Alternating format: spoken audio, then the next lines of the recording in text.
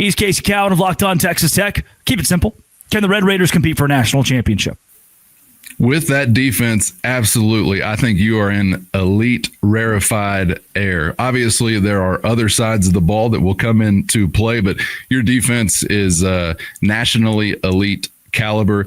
I don't only buy into statistical rankings, and not all statistical rankings are made equally, but you can check whichever one is your favorite, and you're going to find the Red Raiders on a short list. And primarily, stopping the run, killing the quarterback. That's what it comes down to me defensively, and you'll have some receiving the benefit of that on the back end as far as takeaways and turnovers and all the fun stuff that comes with that. But it's hard to find many who have been better within the interior of the defensive line or obviously on the edge. Lee Hunter, A.J. Holmes Jr., Romello Height, David Bailey. We're missing a guy who was a cornerstone of that group, and Skylar Gill Howard, who's out giving a pregame speech on a scooter every week. You should see that. You ever been riled up by a guy on a scooter? Not easy to do, but that's how it goes with SGH. But yeah, I am believing in a nationally relevant, elite, title-worthy kind of way in this defense. Do you want to ask me about the other things? So I thought special teams looked really good against BYU. That is... They were national championship caliber against the Cougars, from flipping the field with a punt game to draining all your field goals. Was that a flash in the pan, or is the special teams at a point right now where Texas Tech has met the ceiling, and that ceiling's a good ceiling? That could be true, but no, it's not a flash in the pan. The special teams game has been a plus all season long, and like I said earlier, it's really been all angles. You've been going after punts, getting close on a lot. You've blocked a few. You've been returning well. As far as the kick return game particularly gets a boost with Jacoby Williams being back there. He's a guy they would have wanted to use in that spot from the get-go. He's one of Tech's 2 running backs, but I think the Quentin Joyner injury, the USC transfer, who's going to be coming in and leading that group early, kind of derailed that, where they really wanted to make sure they had the backfield shored up. But eventually, Jacoby Williams finds his way to returning some kicks. He's already got one for a TD and some other big gainers. I think your field goal kicking situation has been interesting because you were sort of in a competition, but there was a clear hierarchy that remained the same way from fall camp basically to now. But Stone Harrington has taken it and run with it. He's had a cannon for a leg, I think, for a while, but didn't necessarily trust in the accuracy or reliability. Well, that's out the window now. He's shown a clutch component, I think, in some of these kicks, and obviously some of the deepest we've seen in college football this year have been courtesy of his legs. So, no, this is one of the things that I think really has to reveal itself as either kind of championship caliber or not. I think so often about the way Bill Snyder used to talk about special teams, and we've all heard whatever coach talk about hidden yards, hidden points, and things like that. And Tech's been taking advantage of it. It's been a long time since I've seen such a complete effort. You've had like some salty kickers here or there, maybe a returner that would get you excited, but credit to Kenny Perry, the Tech special teams coach. The group entirely has been an advantage. Watching every snap of this Tech and BYU game, when we talk about the offense, the Tech offense scored 14 points. Scored 2 touchdowns, I should say. And still struggled in the red zone to the point of 5 field goals.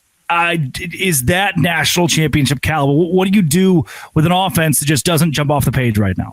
Yeah, that's what everybody's going to be coming back to and thinking about what might trip up the Red Raiders. It's kind of interesting because you've had a really productive rushing season, and I love Cameron Dickey and Jacoby Williams. They are home run capable. There's no question about that. But coming into the year, we did kind of question whether or not you'd be able to get yards in short yardage situations, red zone situations. And I still don't think you've really been in that category for the most part as either an offensive line or a pair of ball carriers. It's kind of interesting because you swapped out Taj Brooks, who was one of the best short yardage guys in the nation, but not necessarily a home run hitter last year. And now you've gone the other way where you're still hitting those home runs, and that's mighty fine. If you don't want to get into the red zone and you just want to take it to the house from 73 out, fine with that too. But yeah, I think we're all kind of wondering when the other foot could fall, and the field goals are not going to be doing it. But there is obviously a different kind of sense or confidence in this defense in those situations that makes you feel a little bit differently about that. But there's some unease. We all know the line is very, very thin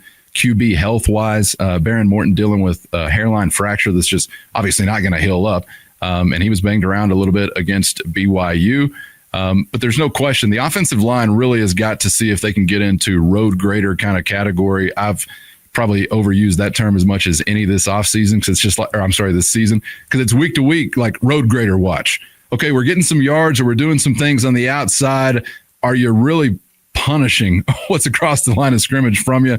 I don't know that they've been there. They've done it a few times where you felt that way. You've got some flashy rushing statistics. It has been an effective ground game, but yeah, when it gets really, really tight, you're in the red zone or it's 4th and 3, whatever. They know you want to run the ball. Can you do it?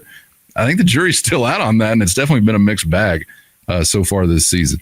Given the amount of times that Baron Morton was under pressure and sacked against BYU, that is a concern still for me. The pass protection, and maybe they are coverage sacks. Are the receivers struggling to get open? There are layers to that, but overall, the offensive line giving Baron Morton more time will be key as he nurses a pretty serious injury that you can't bench him for. You just got to have Baron Morton. That leads me to the crescendo of it all. Georgia, Indiana, Ohio State, Alabama, Oregon, these teams that are in the top of college football right now. Ole Miss. Can Texas Tech beat those teams? I really feel like you've got a defense capable of having you there. Can you beat those teams? It may come back to whether or not your offense can make a play, put together a drive, do something in the final minutes when your defense has put you in a situation in the fourth quarter to go get it. Now, can Jacob Rodriguez continue to get into the end zone? Can the defense not only take it away, but turn them into 6 themselves? That'd be helpful. And that would actually make me a pretty ambitious college football fan this postseason. And they've done some of that. But just like we're kind of tracing the steps of there a moment ago, I think you clearly say, yeah, your defense can put you in a position in the fourth quarter to win a game. But if you have to have a game sealing or game closing kind of drive, or you actually got to go get points to win it, whether a field goal or whatever, can you put that together? That gut check moment's going to be out there. I have no doubt. We've been living sort of an enchanted life in that there have been some tight moments for about, 2.5, 3.5 quarters, and then boom, you win by 3 touchdowns. It's fun when you just run away from it at the end. So if you can repeat that, fantastic. But we all know what this is going to look like when things really, really get tight. So I do think I'll go this far, which I know is probably not as far as you want me to go, but I think absolutely you can find yourself in the final few minutes of a fourth quarter game against any of those guys with a chance to win it. Can your offense meet the challenge? I'll tell you what, with the guy with the moxie of Baron Morton, I will take my chances, no doubt about that. So give me a yes. I like that. Yes, I will take. I do think Texas Tech defensively has enough to compete for a national championship and possibly win the thing in year one of this era of the complete investment into Texas Tech football. That's still not even top 10 in the country in investment for NIL. But Texas Tech, that is the narrative that they pay their players. Everybody does. And they're doing it with culture more than money because there are plenty of teams paying more. Casey Cowan, how can folks find more of your work as Texas Tech competes for that national title?